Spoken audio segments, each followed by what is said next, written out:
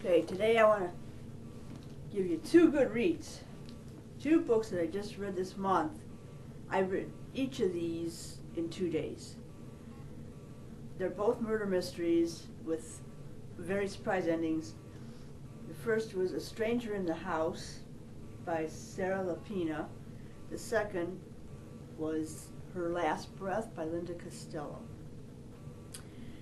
In The Stranger in the House, I felt so sorry for the husband because he was married for 2 years only. He had a happy marriage. He's racing home. He's at the end of a long day. He's ready to, go to his wife. He walks in and she's not there. The kitchen, though, it's like she's just in the middle of preparing dinner, but she's not in the house. And her cell phone's still there. Her purse is still there. And it's like, where did my wife go? She must be back soon. He's waiting and waiting. She doesn't come back. 15 minutes later, he starts calling her friends to see if, she's over their houses. No one's seen her. Then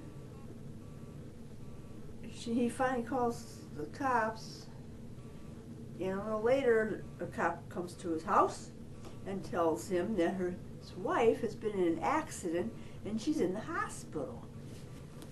So naturally he runs to the hospital, and then they find out that she can't remember what happened. She doesn't remember why she was in that bad area of town. They lived in a nice suburb, and she's over in this bad area of town. And she can't remember what happened or why she left the house or anything. Her mind is like, she has a concussion, and she just can't remember everything. And then it gets worse. So it goes from there, and it is so good.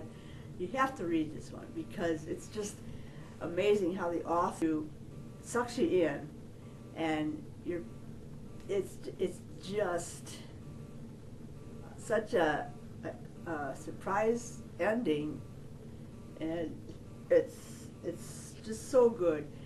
You have to read this one, A Stranger in the House. The next one I read that was just as good right after it was Her Last Breath by Linda Costello.